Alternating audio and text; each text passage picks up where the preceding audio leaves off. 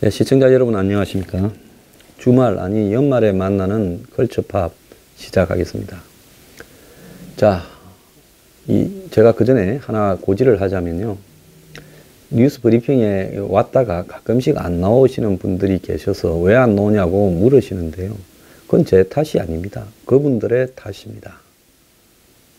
뉴스 브리핑은 오는 사람 막지 않고 가는 사람 잡지 않습니다. 그리고 고정이란 것은 원래 없습니다. 하다가 본인이 하고 싶으면 또 시청자가 반대 안 하면 계속하고 제가 중간에 그만둬라 이런 사람은 거의 없습니다.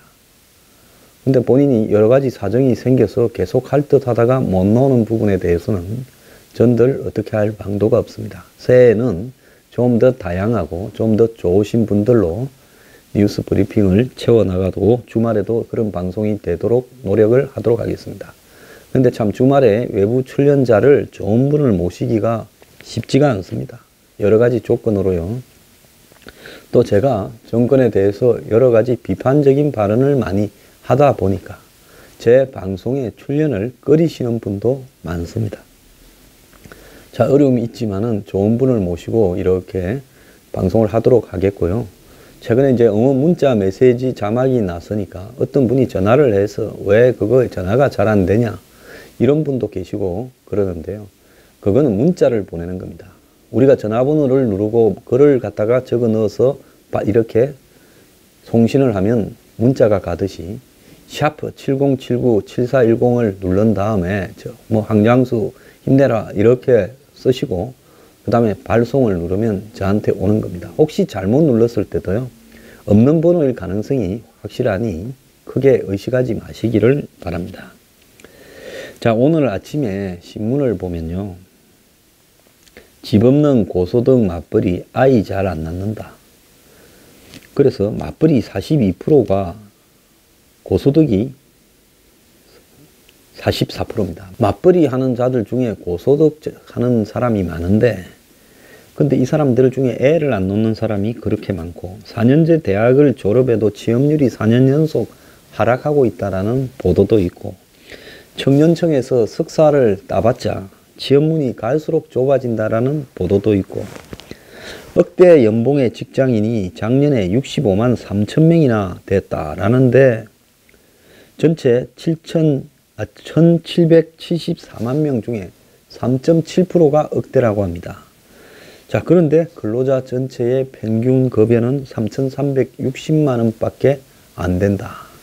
이런 보도도 있었습니다. 엊그제 또 다른 보도는 집값도 못 잡는 게 촛불혁명이냐 라고 이렇게 하면서 촛불혁명으로 집권한 직접민주주의 한다라는 정권이 어떻게 집값도 못 잡고 말로는 부동산은 사는 거지 투기하는 게 아니다 해놓고는 집값은 폭등을 하고 있습니다. 그래서 누가 미친 집값을 부추기냐 하는 기사도 있었고요. 비트코인의 국민들 중에 상당수 수백만 명이 몰려들면서 결국은 이게 가계부채 파산을 갖다가 일으키는데 일조하고 있는 것이 아니냐라는 두려움도 지금 나오고 있습니다. 끝으로는 글로벌 경제가 다시 회복되면서 한국 경제도 호황이다라고 이야기를 하는데 거리에 장사를 하는 자영업자나 소영세기업, 중소기업에 물어보면 진짜 언제 문 닫을지 모르게 숨만 쉬고 산다면서 최저임금 인상에 대한 후유증을 호소하고 있습니다. 자, 모든 분들이요, 한 해가 가면 내년은 좀 더 나아질 거라 기대를 합니다. 자, 그런데 이 시간이라는 의미도 우리가 좀 생각해 볼 필요가 있습니다. 60초가 1분이 되고 60분이 1시간이 되고 24시간이 하루가 되고 또 이 30일이 한 달이 되고 또 12달이 1년이 되는 것. 이것은 기본적으로 해와 달의 이런 시간적 현상을 우리가 산술적으로 개척해서 만들어 놓은 인위적인 모양입니다. 그런데 우리가 이제 이걸 보고 이 방송을 녹화하는 이제 금요일 저녁에는 이제 올 한 해도 업무 시간이 거의 마비니 맞춰갑니다. 이제 토요일 지나면 새로운 한 해가 월요일부터 또 시작이 됩니다.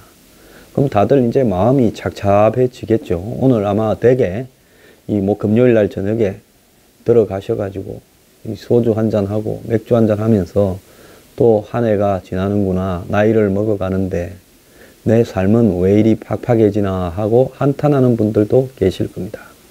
근데 우리가요, 이 연말이 지날 때마다 심리를 좀 잘 관리해야 될 필요도 있습니다.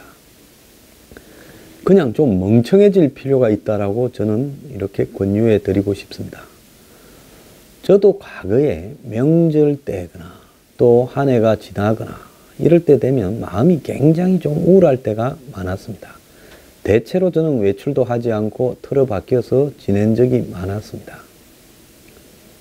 그러면서 여러 가지로 뭐 제 이 상황이나 이런 것도 그런 것이 있겠지만은 더 나아가서 참 새해가 다가오는 것이 두렵고 이렇게 느껴진 적도 굉장히 많았습니다. 한때 제가 좀 잘 나간다 할 때는 그런 날마다 먹고 마신다고 좋은 데 가서 유흥을 한다고 참 이런 연말 연시 분위기가 좋다 하고 살았지요. 그래서 제가 느낀 게 사람이 자기 환경에 따라서 현재가 고달프다고 느끼고 즐겁다고 느낄 수도 있겠구나 하는 부분을 깨달았는데요. 요즘은 이제는 거의 초월을 했습니다. 잘 나간다 했을 때 제가 병들었고 이 몸은 병들어가고 있었고 이 사상 누각 같은 허위의 세상에서 벤처를 하니 정치적으로 뭐 어떠니 하면서 쓸모없는 사람들을 숱하게 만나서 술 먹고 어울리고 다녔는데 지금 그 사람들 중에 저한테 전화 한 통 오는 사람이 거의 없습니다. 서로 뭐 그냥 한국에서 지구에서 살겠지만 남인 거죠. 그런데 요즘 제가 이 뉴스 브리핑을 하면서 이렇게 매일 시청자들에게 다가가면 제가 강연을 하는데 듣도 보도 못한 분들이 케이크를 사고 빵을 사고 떡을 사서 김밥을 사서 오시기도 하고 또 수고한다고 이 강연에 모금함에 돈을 넣기도 했습니다. 그건 연초에 우리 이웃을 위해서 한 126만 원 정도 모였는데 좋은 의미로 쓰려고 생각을 하고 있습니다. 자, 그러면서 사무실에 이 강연하는데 이렇게 목이 안 상하도록 뭐 해라, 몸 신경 쓰라 하면서 뭘 보내주시는 분들도 있습니다. 어떤 분은 또 제 모습을 그려서 보내주기도 하고요. 자, 그런 모습을 보고 또 회원분들이 누가 안 내도 그만인 이 회비를 정말로 사무실에 전화해서 저희 뉴스 브리핑에 회원되기 정말 불편합니다. 전화를 해서 이름, 주소, 전화번호를 불러야 되고 그것도 보통 사람들은 다 공개하기 싫어하는 사람들이 많지요. 익명의 시대니까요. 그래서 그걸 부르고 입금하고 확인이 돼야 회원이 됩니다. 자, 그런 분들이 지금 매달 그래도 안 내도 되는 돈을 내어주십니다. 자, 그렇게 힘들이 모여서 또 최근에는 응원 메시지를 보내주셔서 그렇게 뉴스 브리핑이 굴러갑니다. 전 황장수는 희망이 있거나 꿈이 있는 부분은 내가 무슨 이제 정치를 해가지고 어떻게 해야 되겠다, 이렇게 해야 되겠다, 이런 꿈들은 그것이 얼마나 허망한가 알기 때문에 다 내려놨고요. 다만 뉴스 브리핑을 할 수 있는 좀 더 좋은 환경이 됐으면 좋겠다 정도의 꿈밖에 없습니다. 자, 그런 어떤 부분 속에서 국민들에게 진실이 좀 더 잘 다가갔으면 하는 생각만 하고 있고요. 그래서 올 연말이 되면 구독자가 8만 명, 전체 이제 조회가 한 5,600만 명 이 정도 되면 내년에는 구독자가 연말에는 20만 명, 그리고 전체 이 조회는 1억 한 1, 2천만 명 정도 이렇게 보는 식으로 가고 이러면서 한 발 한 발 더 많은 사람에게 뉴스 브리핑이 이렇게 보여줬으면, 그래서 세상이 바뀌도록 되는데 일조가 됐으면 하는 게 제 바람이죠. 저보고 이제 어떤 분들이 검소하게 산다, 검소한 것 같다. 제가 이제 사람이 좀 됐구나라고 느낍니다. 제 평생에 별로 검소하고 이렇게 관계가 없었습니다. 옷 사 입는 것 좋아하고 좋은 거 사 입으려 하고 돈을 이렇게 얼마 지갑에 든지 모르고 쓰고 다니면서 대책 없이 살았습니다. 근데 요즘 뉴스 브리핑을 하게 되면서 검소 안 하면 할 수 없으니까 검소하게 됐죠. 그것도 뉴스 브리핑 덕분이라고 감사하게 생각을 합니다. 그러다 보니 옷도 맨날 입는 옷 입고 다니고 이제 이러니까, 그리고 어떨 때는 뭐 바쁘고 귀찮아서 이발도 잘 안 하니까 검소하게 보였을 거라고 생각도 해봅니다. 그럼 뭐 칭찬이라고 생각하지, 저보고 뭐 조금이라도 기분 나쁜 이야기라고 전혀 생각하지 않습니다. 그런데 새해에는 삶이 좀 나아져야 될 건데요. 그게 가장 중요하죠. 저는 좌파가 아니라 빨갱이가 집권해서 삶만 나아지게 한다면 그 세상도 살 수 있다고 생각합니다. 이념이 이렇게 밥 먹여줄 것처럼 했지만은 사실 이념은 좌우를 막론하고 밥 먹여주는 건 아닙니다. 다만 우리의 생존이 담보돼야 되는데, 지금 대한민국의 종북 좌파들이 하는 걸 보면 저는 이런 말 쓰기도 싫어하는데요. 우리가 편안하게 살 수 있는 기본적인 안보라고 부르는 부분도 지금 해체하는 쪽으로 가고 있다라는 부분 때문에 제가 요즘 목소리를 높이는 겁니다. 이념의 이름으로 벌어진 숱한 사기들을 많이 봤기 때문에 그런 이념의 사기들이 좌우를 막론하고 다 있다. 그래서 대중은 그런 사기의 노예가 되지 말자라고 제가 항상 비판을 합니다. 그래서 화가 날 때는 제 방송 좀 보지 마라. 빠돌이들은. 더 나아가서 댓글 좀 욕하지 말고 제대로 달아라. 비판을 하더라도 정중하게 비판하는 습관을 들여라. 내 때문에 그러는 게 아니라 당신 영혼이 타락하기 때문이다. 이런 소리도 하고, 무슨 뭐 한국당도 비판하고 유승민도 비판하고 뭐 홍준표도 비판하고 박근혜 전 대통령도 비판하고 박바도 비판하고 하니까 저건 다 까냐? 보수 분열시키냐? 이렇게 말을 하는 사람도 있습니다. 그러지 않습니다.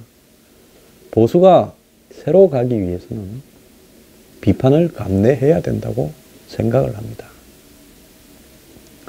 저는 보수로서 부끄럽지 않게 나름 살아왔다고 생각을 합니다.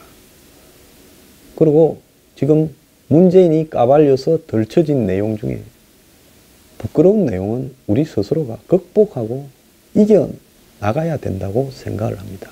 그렇기 때문에 대중들이 보수냐 진보냐 좌파냐 우파냐 무슨 자유민주주의 진영이냐 이런 부르는 이름이 중요한 건 하나도 아니라고 봅니다. 그게 뭐라고 부르면 어떻습니까? 실체가 중요하죠. 그런데 우리가 보는 대한민국의 진보라는 이름의 좌파의 실체는 부끄럽기 짝이 없는 사람들입니다. 그야말로 권력지향적이고 탐욕적이고 맹목적이고 정오와 적대를 일삼아서 패거리 지어서 분노를 자극하는 사회를, 편가르기 사회를 만들어가고 있는데요. 근데 그걸 비판하는 무슨 보수 우파 진영의 행태 또한 그보다 나은가라고 봤을 때 댓글의 저질성이나 사고의 저질성은 거기서 거기라는 겁니다. 그래서 제가 이런 생각도 해봤어요. 허구한 날 하루 24시간 SNS나 이런 데다가 댓글을 달면서 분노를 드러내는 사람은 이념을 떠나서 정상적인가 하는 생각도 좀 해봤습니다. 그래서 저는 새해에는 한국에 성실히 사는 분들의 삶이 좀 더 나아졌으면 하는 것이 가장 중요한데요. 자, 새해 나아지려고 한다면 과연 개인의 의지나 노력만으로 나아질 것인가? 내가 아무리 우리 골목에서 장사를 열심히 한다고 우리 가게의 손님이 갑자기 두세 배가 늘어날 수 있는가? 내가 직장에 가서 아무리 성실하게 노력한다고 내 월급이, 내 직위가 더 나아질 수 있는가? 그러지 않을 겁니다. 저도 가끔씩은 이런 삶의 벽에 대해서 좀 부담을 느낀 적이 있습니다. 세상이 노력으로 나아진다면 나는 잠을 안 자고 24시간을 1년 내내 노력할 수도 있겠다. 이런 생각을 하는데 내가 그렇게 노력한다고 해서 세상에 뭔가 영향이 미쳐질 건가 하는 절벽을 느낀 적이 좀 있어요. 뉴스 브리핑을 24시간 한다고 하루에 뭐 5꼭지가 아니라 50꼭지를 한다고 세상이 나아질 건가? 그런 고민도 한 적이 있었는데요. 그렇지만은 내가 해볼 때까지는 최선을 다해서 한번 해봐야 되겠다. 기왕에 시작한 거니까 이런 생각으로 열심히 하고 있습니다. 근데 최근에 점점 많은 분들이 조금씩은 영향을 미쳐가고 있다. 이런 생각도 들면서 자부심도 좀 생깁니다. 제가 이 모토로 삼는 가장 중요한 부분은요. 절대로 타협하지 않겠다는 겁니다. 제가 뉴스 브리핑에 수입을 조금 늘려서 제가 좀 편안하게 하고 싶어서 누구를 찬양하고 누구 편에 서서 또 어떤 쪽을 내가 잘 모르는 내용을 가지고 지나치게 비판하면서 그런 행동은 절대로 하지 않겠다라는 것이고요. 비판을 하더라도 논거를 대고 그리고 그 비판의 잣대는 아주 공평하게 갖다 대야 된다. 그래야 보수가 사는 길이라고 생각합니다. 저보고 양비론을 비판하는 분들도 계신데요. 자, 그 양비론이라는 건 저는 이것도 옳고 저것도 옳고 저것도 틀렸고 이쪽도 틀렸다 해서 내가 중간에 서서 이득을 본다. 저는 원래 양비론이 되는 사람이 아닙니다. 제 성격을 한번 보십시오. 다혈질에다가 그 다음에 욱하고 저질러 놓고 후회하는 성격의 타입이고 나중에 손해를 보더라도 상대가 아무리 강해도 들고 받아버리는 스타일입니다. 재고 계산하는 것은 애초에 황장수 저 스타일하고 맞지 않습니다. 제가 조금만 재고 계산하고 야갔더라면 제가 이 사회에서 성공을 하고 제가 정치에서도 큰 성공을 했겠죠. 근본적으로 그게 안 되기 때문에 삶이 피곤한 사람입니다. 자, 오늘 아침에 신문에 보면 집 없는 고소득 맞벌이가 애도 안 놓는다. 우리끼리 둘이 벌어서 뭐 억대 수입 얻어서 편안하게 먹고 쓰자. 참 이 사회가 정말 미래가 있겠는가 생각이 듭니다. 그러면 애는 외벌이를 하는 작게 버는 사람이 나와야 되는 거냐. 그 옆에 또 기사를 보면 4년제 대학 졸업자가 취업률이 4년 연속 하락하고 있다. 지금 가면 갈수록 하락한다. 그러면서 전문대 취업자는 조금씩 상승하고 있다는데 그럼 전문대를 가야 되는 게 맞죠. 근데 전문대를 나와서 취업은 잘 될 줄 몰라도 그 취업 일자리라는 것이 평생을 가지고 갈 만한 결혼해서 자식을 키울 만큼의 일자리가 되는가 하는 것은 또 의문입니다. 또 그 옆에 있는 기사를 보면 청년층의 석사 취득자도 취업문이 갈수록 좁아진다. 대학 나와서 취직이 안 되니까 석사 박사를 따면 좀 나아질까 했는데 고등실업자가 될 뿐이죠. 또 그 옆에 기사는 억대 연봉 직장인이 작년 65만 명이 넘었다. 전체 봉급 소득자 1774만 명 중에 3.7%다. 그런데 근로자의 평균 급여는 3,360만 원이다. 3,360만 원 받아서 세금이나 사회보험료 내고 나면 내 손에 떨어지는 돈은 2,700~800만 원이나 될 건데 그 돈은 결국 최저임금 수준하고 그리 다르지 않을 거라고 생각이 듭니다. 그래서 한쪽에서는 호황을 구가하고 한쪽에서는 아주 고액의 연봉을 받는다는데 대다수는 신음하면서 살아가고 있습니다. 지금 이 사회가 양극화되어 가고 있다는 것은 기업을 보더라도 한마디로 대기업에 다니는 사람과 중소기업에 다니는 사람, 수출 대기업과 내수기업, 정규직 근로자와 민노총에 속한 한국노총에 속한 정규직 근로자와 그러지 못한 비정규직이거나 중소기업 근로자. 이건 하늘과 땅 차이입니다. 집을 보더라도 지방에 있는 집의 가격과 서울과 수도권의 집의 가격은 천냥지판입니다. 집값도 못 잡는 게 촛불혁명이냐 하고 비판이 지금 있었는데요. 좌파 언론에서 나왔어요.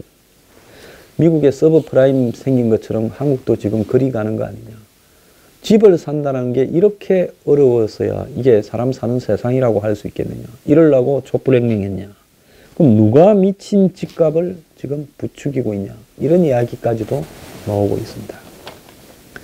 제가 생각을 할 때는 문재인 정권이 빨리 넘어져라 하고 이렇게 촛불 켜고 비는 분들이 많을 거라고 보이는데요.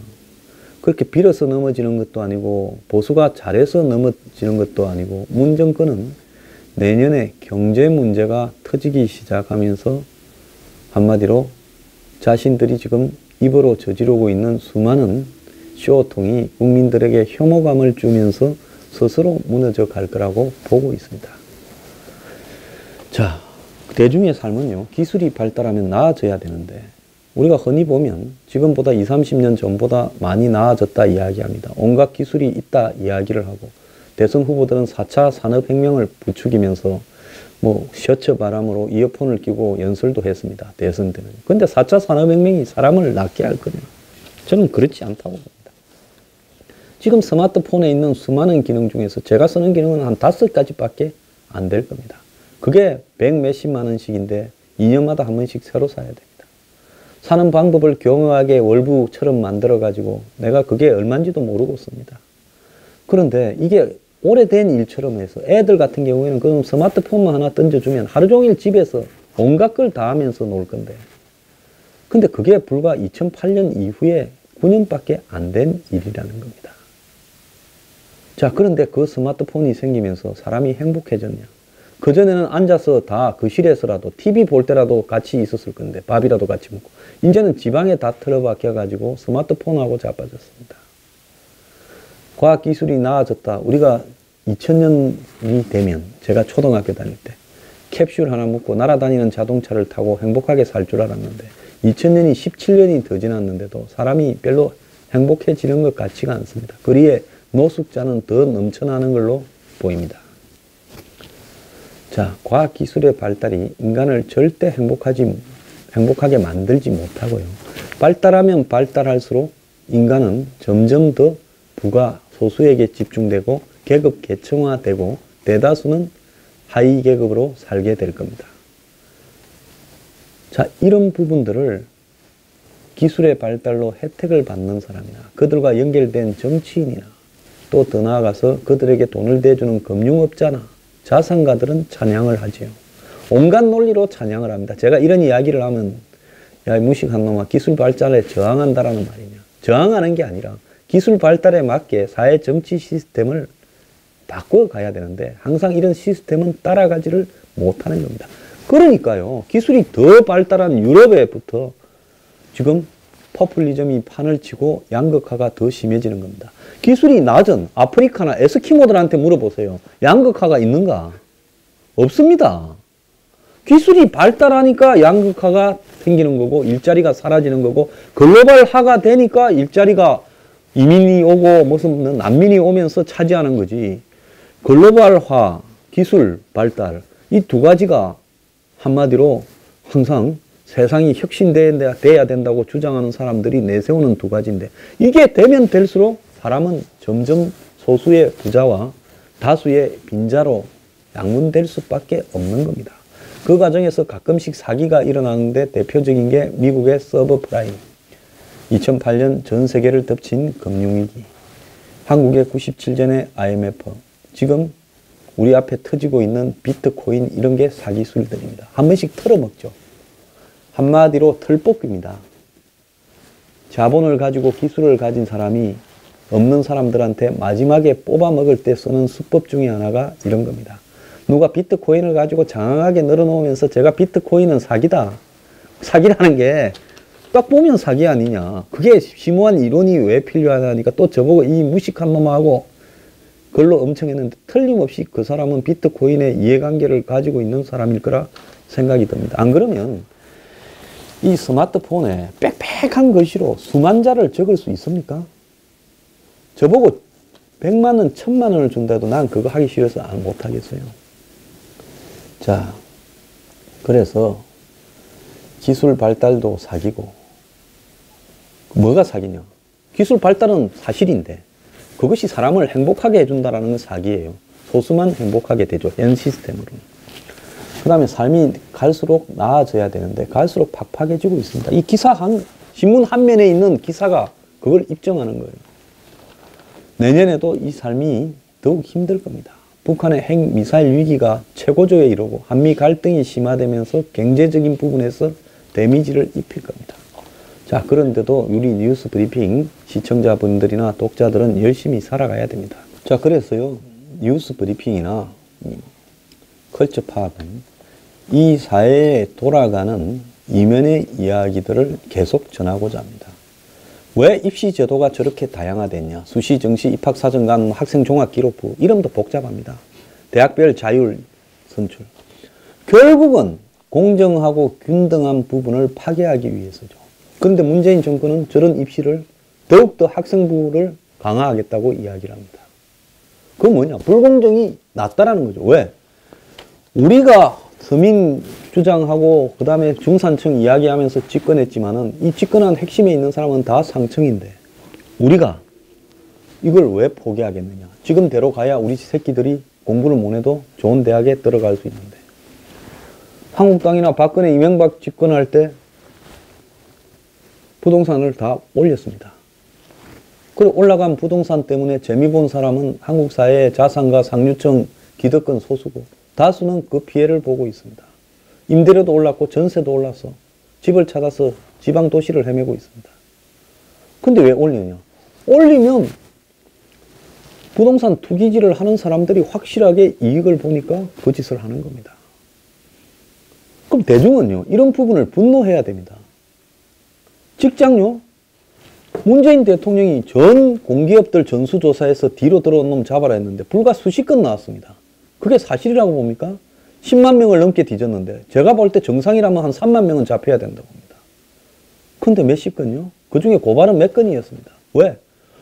새로 잡은 내 새끼들도 다 그리 집어넣어야 되는데 그걸 다 까발리게 되면 여기저기 고발이 나오기 시작하면서 머리 아파지니까 거창하게 국민 앞에는 그리 떠들어 놓고 수습은 이렇게 합니다. 제가 이 정권의 핵심에 있는 사람도 뒷구멍으로 넣은 거 알고 있습니다.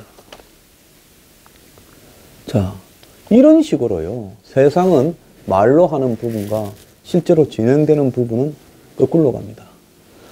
뭐 10년간 이렇게 100조를 투입을 해서 신재생 에너지를 한다니까 권력에 요즘 힘 좀 있는 사람들 주변에는 그거 하자고 난리가 났습니다. 태양광이니 뭐니. 네? 자, 그래도 누구 하나 비판을 제대로 하고 있지 않습니다. 태양광 하려면 돈 있고 땅 있는 사람이 돈 버는 거죠. 집이 큰 게 있는 사람하고요. 그래서 우리 사회는 여러 가지 정말 겉과 속이 다른 부분이 존재하는데 이런 얄팍한 거짓말을 해도 대중들이요 속아 넘어가니까 반복해서 하는 겁니다. 자, 세월호가요 불행은 불행인데 마치 박근혜 정권 때문에 벌어진 듯이 했고 거기에 세월호 관련된 회사의 사주 아들은 TV에 출연해가 정치적 피해자이냐 하고 자빠졌습니다. 깜빵 갔다 왔어요. 그리고 그걸 좌파 진영에 있는 자들이 부추기고 있습니다. 박근혜 때문에 세월호가 벌어졌다고 하는 식으로 만들고 있어요. 비서실장이 30분인가 늦게 어쩌고 조작했다고 자꾸 흔들었습니다. 그런데 낚싯배, 홍진호, JSA, 제천화재 등에서 이 정권이 보여준 기술은 박근혜 정권이 했던 것보다 더하면 되지 덜하지도 않습니다. 그런데도 이게 마치 인재라고 하면서 몰아갔습니다. 자, 이런 부분에서 제천화재 참사 유가족들은 국가가 10억씩 배상하고 건물 헐어서 추모비 만들고 또 더 나아가서 관련 소방관 처벌하라고 말을 하지도 않습니다. 바다에서 건지기가 어렵지 육지 2층에서 건지기가 꺼내기가 어렵겠습니까? 근데 세월호와 영흥도 낚싯배와 홍진호와 제천화재가 뭐가 같고 뭐가 다른지 국민들은요 패거리를 쥐어서 전혀 다른 시각으로 보고 있습니다. 이런 참사조차도 인이 특별전으로 쇼잉하고 있습니다. 이 비정상적인 세상에 살아가고 있고요. 이 마당에 보수 혁신한다고 보수가 서로 싸움질하고 떠들고 있지만은 혁신하는 게 아니라 제가 볼 때 대행적으로 더 거꾸로 가고 있습니다. 그래서 새해 뉴스 브리핑을 보시는 분들은요. 기존의 고정관념에서 벗어나서 세상을 항상 한꺼풀을 열고 좀 바라는 겁니다. 어떻게 저런 입시가 존재하느냐? 어떻게 저런 취업이 존재하느냐? 왜 내 아들은 항상 군에 가는 게 불균등하냐? 이런 부분에 대해서 기본적으로 분노할 줄 알고 진실을 바라볼 줄 알아야 되지요. 고향 따라, 학연 따라, 헬연 따라 패거리 나눠가지고 자기 취향에 따라 한패 정해가 죽도록 싸웁니다. 이제 오른쪽은 거의 망가졌는데요. 왼쪽은 갈수록 더합니다. 자, 영화를 만들어도 천만 영화는 전부 1987이니 뭐 택시 운전사니 그런 것들만 만들고 있습니다. 이제 영화가 전부 국민을 가르치려고 들고 있어요. 영화가 역사를 새로 쓰고 있어요. 선동이 판을 치고 대중의 눈을 가리는 속에서 대중은 패거리에 그 레밍이라는 쥐떼처럼요 한쪽으로만 쏠려가고 있습니다. 뉴스 브리핑과 컬처팝은요 세상의 이면에 숨어있는 진실을 파헤치고 그것이 오른쪽 왼쪽을 넘어서서요 인간의 관점에서 그것이 그러는 것이 아니다.